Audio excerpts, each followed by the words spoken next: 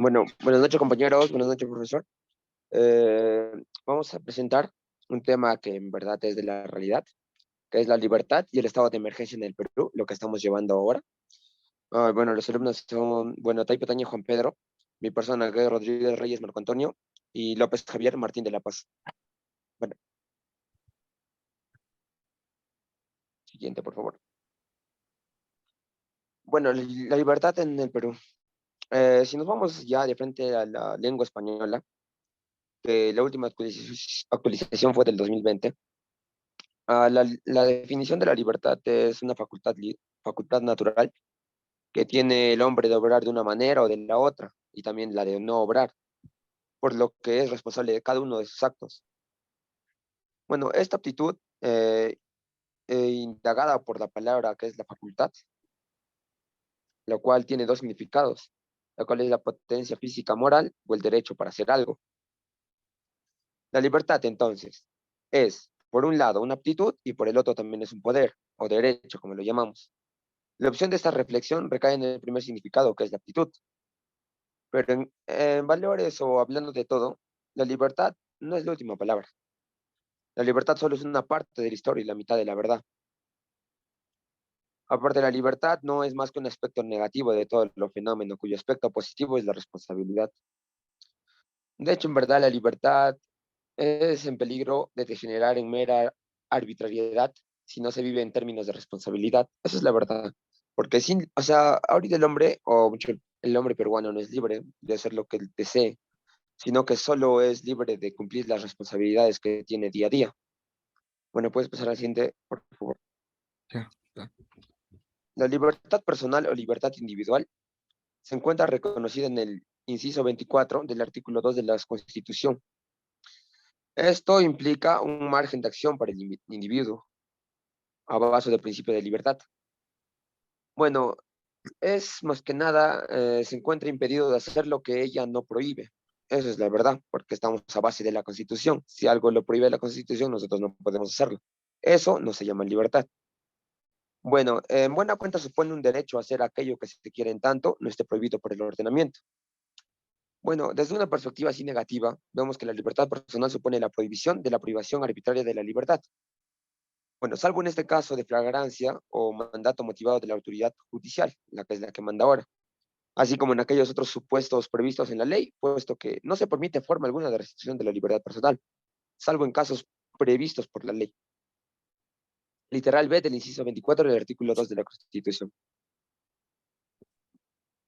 Bueno, entre los casos más restricción previstos de la ley, tenemos que la sanción con pena privativa de la libertad en el caso de conductas tipificadas como delitos, ya que vemos que cuando estás en, así como lo que le pasó a Castillo, no tiene ahorita más o menos tanta libertad que digamos, ya que está en investigación.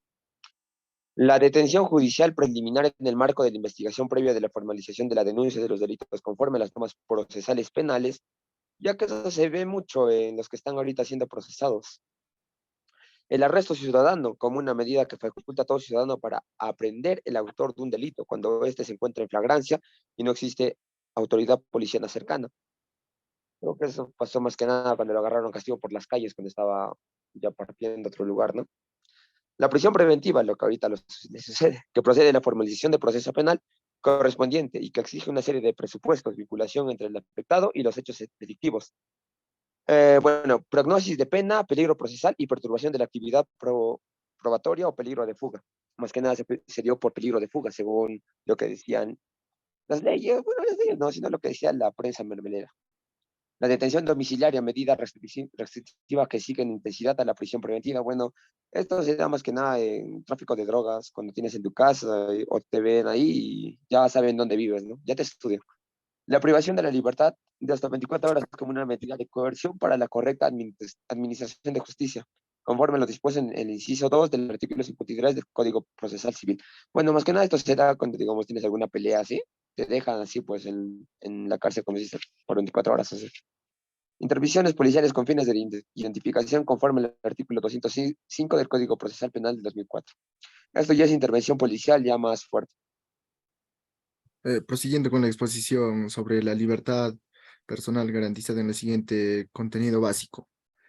No privación arbitraria de la libertad individual, con lo que se proscribe todo tipo de interacción sobre ella por parte de autoridades públicas, detención policial sin autorización del juez o particulares como el secuestro, salvo que los casos previstos de la Constitución, y en la que no debe ser detenido sino por mandato judicial. También no ser detenido por la autoridad policial, salvo en ocasión de flagrante. No ser detenido si no es en los supuestos previstos de la Constitución y en la garantía de la prevención judicial de detención. La garantía de no privación de la libertad por deudas, salvo por supuesto de la omisión de deberes. Son partes de la que nos defiende de la libertad personal ante la penalización de la libertad, dado que, como suele suceder, la realidad excede las previsiones jurídicas. El contenido del enunciado, como se constituye como una lista cerrada, sino que dada por las fuerzas expansivas de la libertad. Dicha lista se puede ser ampliada progresivamente por la práctica jurisprudencial. También sobre el Estado podemos hablar la norma general, el Decreto Supremo número 044/2020, guión las siglas PSM, publicada en el 15 de marzo de 2020, del Decreto Supremo que declara estado de emergencia nacional por las graves circunstancias que afectan la vida de la nación a consecuencia del brote del COVID-19. Las medidas son la declaración del estado de emergencia nacional en un plazo de 15 días del calendario proponiendo el aislamiento social obligatorio. Otro, se garantiza el abastecimiento de alimentos y medicinas, así como la continuación de los servicios públicos, agua, saneamiento, energía, gas, combustibles, telecomunicaciones, limpieza y recojo de residuos sólidos, servicios funerarios, entre otros. Se adoptan medidas de restricción de la libre circulación. Se detienen restricciones en el ámbito de la actividad comercial, pues se suspende el acceso público a locales y a establecimientos, a excepción de los establecimientos comerciales minoristas de alimentación, bebidas, productos y bienes de primera necesidad, establecimientos farmacéuticos, médicos, ópticos y productos ortopédicos, productos higiénicos, grifos y establecimientos de venta de combustible. Suspensión de transportes, interacción de pasajeros por vía aérea, marítima, fluvial y terrestre. El decreto de urgencia del número 026/2020, publicado el 15 de marzo de 2020, decreto de urgencia que establece las diversas medidas excepcionales y temporal para prevenir la propagación del coronavirus, que es el COVID-19 en el territorio nacional. Las medidas fueron: se faculta a emplear que los sectores públicos y privados a modificar en lugar de prestación de servicios de todo tipo de trabajadores para emplear el trabajo remoto.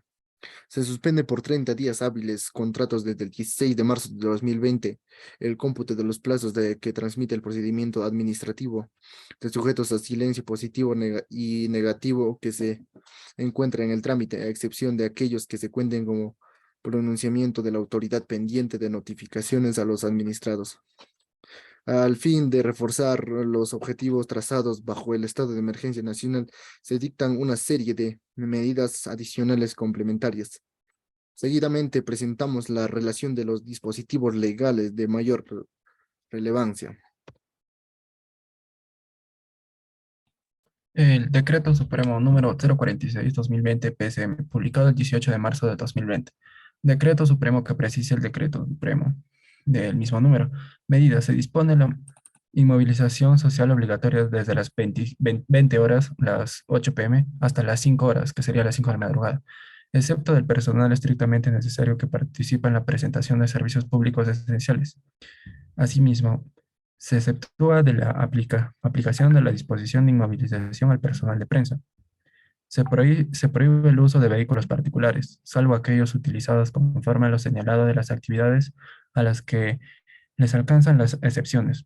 También podrán circular los vehículos necesarios para el traslado de personas que requieren de una atención médica urgente o de emergencia. En caso de incumplimiento, la policía o las Fuerzas Armadas podrán retener la licencia de conducir y la tarjeta de propiedad mientras dura el estado de emergencia. El Decreto Supremo número 051/2020 PSM, publicado el 27 de marzo de 2020. Medidas. Se prorroga el estado de emergencia nacional a plazo de 13 días de calendario contados a partir del 31 de marzo de 2020. Esto es hasta el 12 de abril de 2020. Durante la prórroga se mantienen vigentes las demás medidas adoptadas en el Decreto Supremo número 044/2020 del PSM.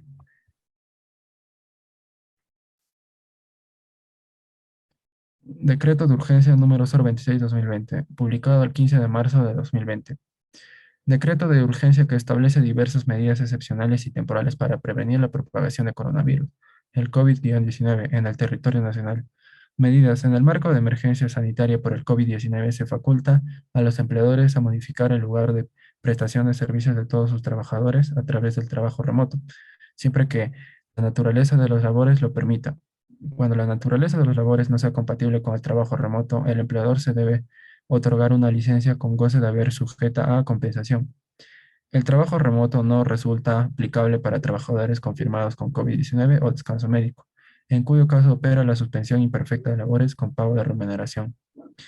Los trabajadores que no pueden ingresar al país por la disposición del Ministerio de Transportes y Comunicaciones en el marco del COVID-19 podrán realizar el trabajo remoto desde el lugar en el que se encuentren. Los equipos y medios informáticos de telecomunicaciones y análogos, Internet, telefonía y otros resultan necesarios para la presentación de servicios. Pueden ser proporcionados por el empleador o el trabajador. Se debe identificar y priorizar a los trabajadores considerados en el grupo de riesgo, esto es, personas mayores de 60 años y que tienen cuadros clínicos de hipertensión arterial, diabetes, enfermedades cardiovasculares, enfermedades pulmonares crónicas, cáncer y entre otros. A efectos de aplicar el trabajo remoto de forma obligatoria, respecto a las modalidades formativas, se aplicará lo señalado líneas precedentes en lo que resulte pertinente. Decreto de urgencia número 029/2020, publicado el 20 de marzo de 2020, el decreto de urgencia mediante el cual dictan medidas complementarias destinadas al financiamiento de la micro y pequeña empresa y otras medidas para la reducción del impacto del COVID-19 en la economía peruana. Las medidas. Se autoriza a los empleadores del sector público y privado para que, durante el plazo de vigencia de la emergencia sanitaria, puedan modificar y establecer de manera escalonada los turnos y horarios de trabajo de sus trabajadores. Y estos servidores civiles como medida preventiva frente al riesgo de propagación al COVID-19, sin menoscabo del derecho al descanso semanal obligatorio. Durante la vigencia del estado de emergencia nacional en el sector público y privado, se dispone que el empleador deberá aplicar las siguientes medidas en orden de prelación. Siempre que la naturaleza de las labores lo permita, optar por los implementos de trabajo remoto. En el caso de aquellas actividades en las que no pueda aplicarse el trabajo remoto, los empleadores deberán otorgar una licencia con goce de haber, la cual se regula en función a los términos acordados por las partes en su defecto. Se aplicará compensación de días con posterioridad a la vigencia del estado de emergencia nacional.